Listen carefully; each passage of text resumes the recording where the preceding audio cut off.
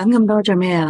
有啲嘢你又控制唔到嘅。On April 27th, the owner of a furniture factory in Foshan, Guangdong, posted a video saying that after 15 years in the business, his factory has been suffering losses for several years and has finally gone bankrupt. After paying the workers' wages, the factory closed down. The owner expressed his frustration, saying that it was harder than the pandemic by 100 times. A commenter shared their experience, saying that in this environment, the best option is to get out as soon as possible. They said, "I've been in the furniture industry for 25 years, and now all that's left is an office trade. I have to keep patching things up." A netizen from Fujian commented, "I'm the same. I'm in the furniture materials business. One of my major foreign trade clients shut down in March. April feels like a harsh winter, and I feel lost. It gets worse every year, and I don't know what I'll do next." Another netizen said, "I've been saying this all along. After March, a lot of businesses are going to struggle to survive. Only a few can make it through, and it's really tough." In Zhejiang, a vlogger filmed a small factory that had gone bankrupt, commenting that many small factories have shut down this year. "The situation is the same everywhere. They can't make money, and it's hard to know where to go from here." In Sichuan, a mattress factory's owner shared a few videos on TikTok. She expressed her sorrow, saying that the factory is facing bankruptcy, and seeing her workers still working hard today made her feel emotional. Due to the current economic situation, orders have dropped drastically, and despite relying on old clients, the business is still struggling. To survive, the entire team brainstormed, and a young employee suggested to sell online. Thinking that desperate times called for desperate measures, they decided to give it a shot. She couldn't understand why the factory couldn't escape bankruptcy despite their hard work. As the May 1st May Day holiday hasn't even ended, the wave of factory closures has already spread across coastal manufacturing hubs like Guangdong, Zhejiang, and Jiangsu. There have been continuous reports of factory closures, owners running away, and workers protesting over unpaid wages. On April 30th, workers at a garment factory in Guangdong were worried about whether they would receive their wages for the month. One of the workers said, 唉，倒闭啦！ The factory's closed.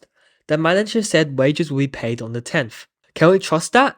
The boss hasn't even shown his face. No explanation at all. One netizen commented, "Don't even trust the manager. By the 10th, the factory might be gone." Others suggested they should keep an eye on the factory, even suggesting that during the holiday, workers should take turns guarding the entrance to prevent the boss from taking equipment and inventory. That way, if they can't get paid, at least they can try to salvage something. In reality, owners who run away are also having a tough time. After their factories close, many of them end up in debt and can't repay it. Some are left homeless, wandering the streets. 我可能快活不下去了。 I don't think I can survive much longer. The company closed down, business went bankrupt, and now I have no home. I used to own two factories, had a house and a car. I never imagined I'd end up like this. Now I'm homeless on the street, with no money and a huge pile of debts. In April 2025, China's manufacturing industry faced unprecedented shocks. Due to the Trump administration's imposition of tariffs up to 145%, export orders from China plummeted. Many factories were forced to shut down or temporarily halt orders. Some even closed permanently. According to predictions from Chinese export companies, shipment volumes could fall by as much as 60%. On April 30th, China's National Bureau of Statistics released data showing that the Manufacturing Purchasing Managers Index dropped from 50.5 in March to 40, falling below the critical line for the first time in 16 months. This shows the most severe contraction in manufacturing activity in recent months, even lower than the forecasted 49.8. The new export orders index also fell from 49 in March to 44.7, marking the lowest level since the end of the pandemic in December 2022. These data indicate that the Trump administration's tariff policies have had a significant impact on China's export manufacturing sector. China's internal economic vulnerabilities have magnified the effects of the tariff war. Since the pandemic ended, the collapse of the real estate industry, the shrinking consumer market, and rising local government debt have made the export manufacturing sector a crucial pillar for economic recovery. However, the U.S. tariffs signals the end of this strategy. In the first quarter of this year, Chinese importers rushed to purchase goods before the tariffs went into effect, and Chinese manufacturers also accelerated shipments, leading to a 5-month high in exports in March. After the tariffs were enforced, U.S. importers canceled or delayed orders, leading to insufficient factory operations and a reduction in manufacturing jobs. The increase in unemployment has reached its fastest pace since February 2023. This added significant pressure to China's already fragile job market. Many workers are wandering the streets, desperately looking for jobs. However, many factories are almost completely halting recruitment.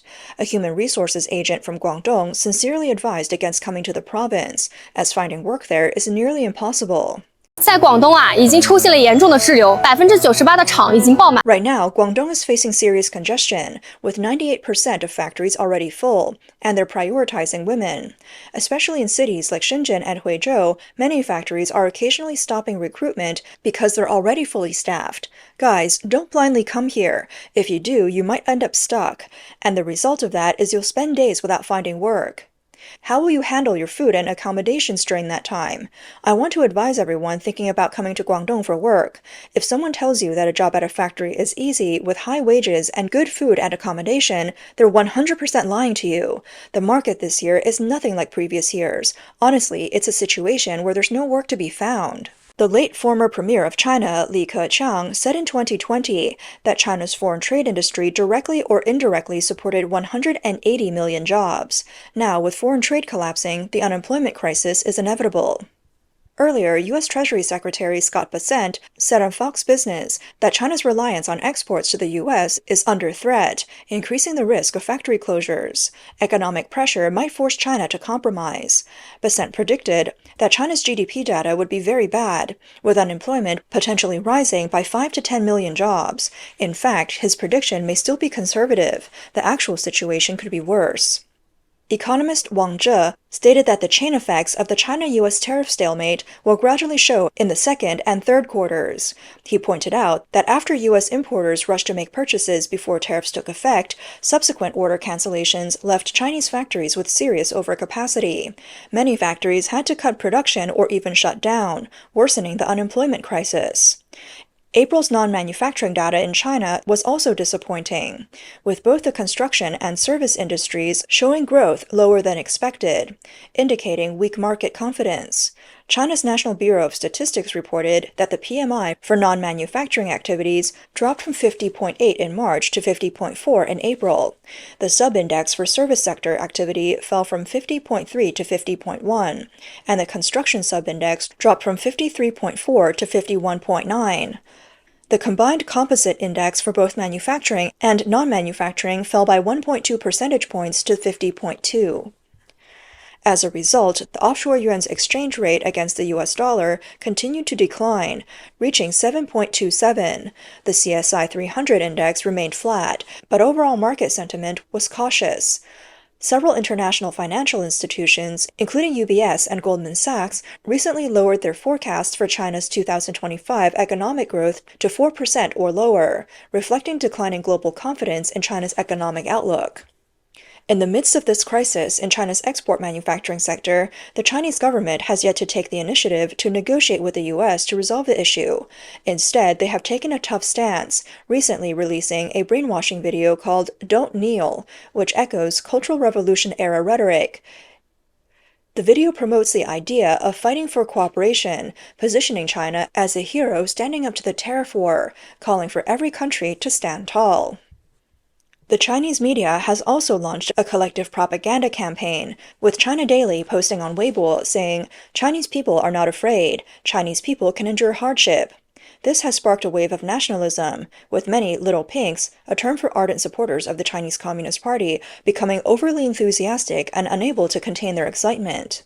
这也太燃了！看到外交部直接说 This is so empowering. Seeing the Ministry of Foreign Affairs say China does not kneel gave me goosebumps. China will not bow to pressure, even if the U.S. raises tariffs.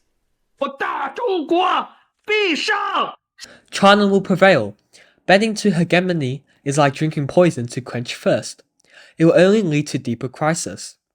Compromise will only lead to further pressure. China does not kneel. However, some netizens criticized the phrase, China does not kneel, arguing that it only acknowledges the strength of the US. 为什么要说中国不贵？ Why say China doesn't kneel? Saying that means you admit the US is stronger. If you don't see the US as a strong power, then you won't need to say this. It means like you are exaggerating the other side's strength and showcasing your own resilience. But it shouldn't be phrased this way. Despite this, there are also those who are more grounded. When China Daily posted that Chinese people are not afraid, Chinese people can endure hardship, some netizens rebuked the statement, offering a more critical perspective. 我觉得能吃苦不代表喜欢吃苦。 I think being able to endure hardship doesn't mean you like it. Not being afraid of hardship doesn't mean you are willing to suffer. The only reason someone is willing to endure hardship is because they believe the result will be worth it, that their life will improve. It's not about suffering so others can enjoy life. He goes on to criticize the Chinese government's toughness, saying it's just for show to appease the domestic public, while behind the scenes they've already backed down. On April 29th, Reuters reported that Beijing has removed the 125% tariff on U.S. ethane imports. Last week, Beijing also exempted certain semiconductor manufacturing equipment, medical products, and aviation parts from tariffs. According to South Korea's Chosun Ilbo, senior officials from the Chinese Ministry of Finance visited the U.S. Treasury Department on the morning of April 24th. Bloomberg also reported that China has quietly started exempting 131 U.S. products from tariffs. These products are worth $40 billion US, accounting for 24% of its total imports from the U.S.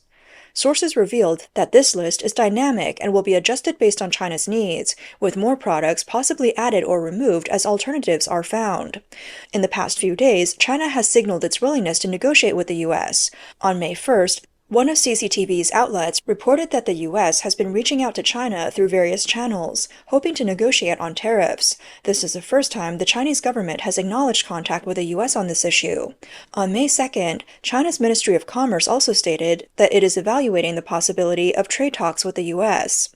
Apart from privately removing some U.S. product tariffs, China's Ministry of Commerce proposed in April that it would support exporters to sell domestically.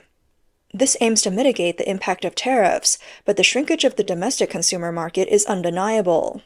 Vlogger criticized the government for trying to convert exports into domestic sales, saying that this is not a lifeline, but merely a band-aid. 内需不是凭空多出来的，你人口没变，收入没涨。 Domestic demand doesn't just appear out of nowhere.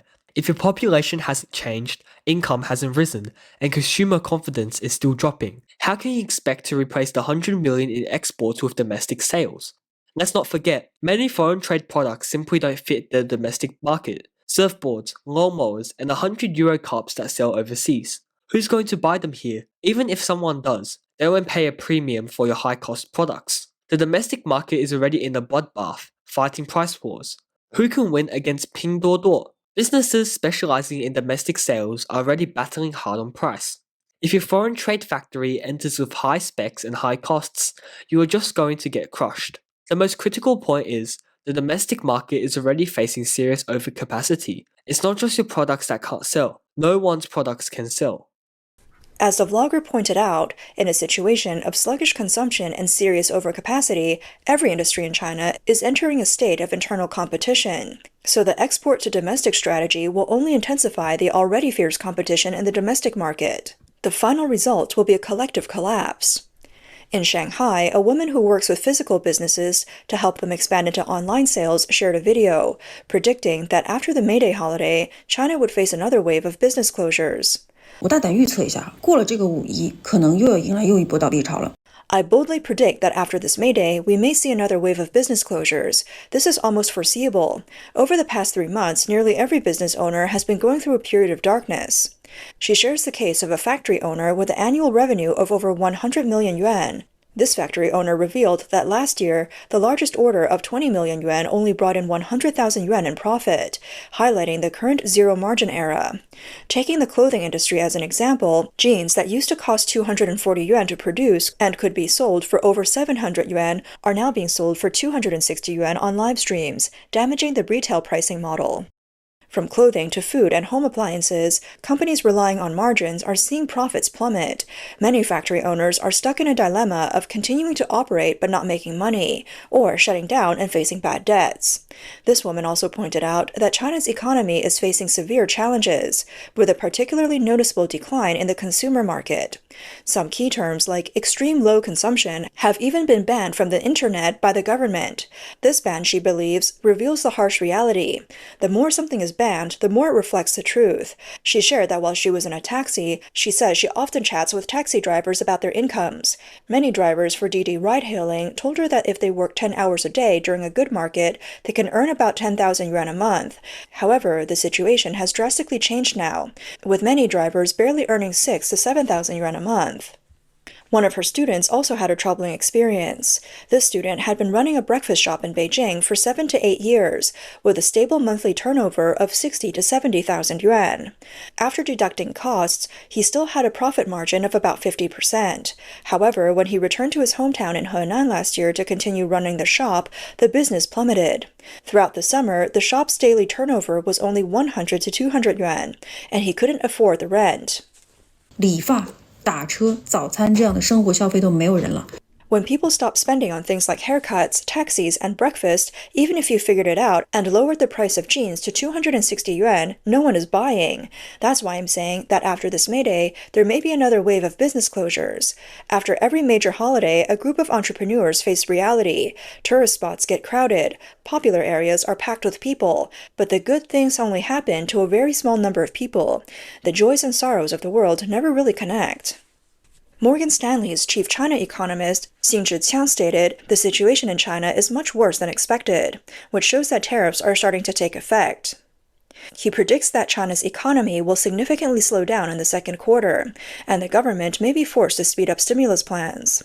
However, some pointed out, the issue a lack of stimulus? The government needs to let go of the dirty hands that are choking society, businesses, and the market, and allow the market to return to itself. Cut taxes for businesses, relax regulations, and reduce policies. The government should step aside. If the government does less, society will regain its vitality. Recently, a video by economist Xu Chenggang about the difficulties of stimulating domestic demand under the communist regime has circulated online. He believes that the real affluent class in China is very small, with the middle class numbering no more than 200 million. Most low-income groups lack the ability to consume, and any stimulus policies are unlikely to work. The fundamental problem, according to him, is that the Chinese government controls almost all resources, land is state-owned, banks are government-controlled, and wealth ultimately flows into the government and the upper elites, leaving ordinary citizens to bear the losses. The wealth gap continues to widen, and as a result, China's economy cannot rely on domestic demand for growth. In the context of the U.S.-China trade war and tariff battles, Xu Chenggang noted that China's export trade has been severely damaged. The situation of being trapped both domestically and internationally has led to a devastating impact on the economy. He emphasized that the problems in China's economy are not just at the policy level, but are deeply rooted in the system itself. As long as the authoritarian system remains unchanged, the wealth of the people cannot grow, and the economic difficulties are unlikely to be reversed. As one netizen put it, 我们现在中国人做生意不赚钱，开店不赚钱。 Right now, Chinese people aren't making money in business. Opening stores doesn't make money. Entrepreneurship doesn't make money. Investing doesn't make money. Working doesn't make money. Even doing e-commerce doesn't make money. We've entered a time of uselessness. It feels like nothing has returned to a normal track. When all these ways of making money aren't working, then this society has a problem.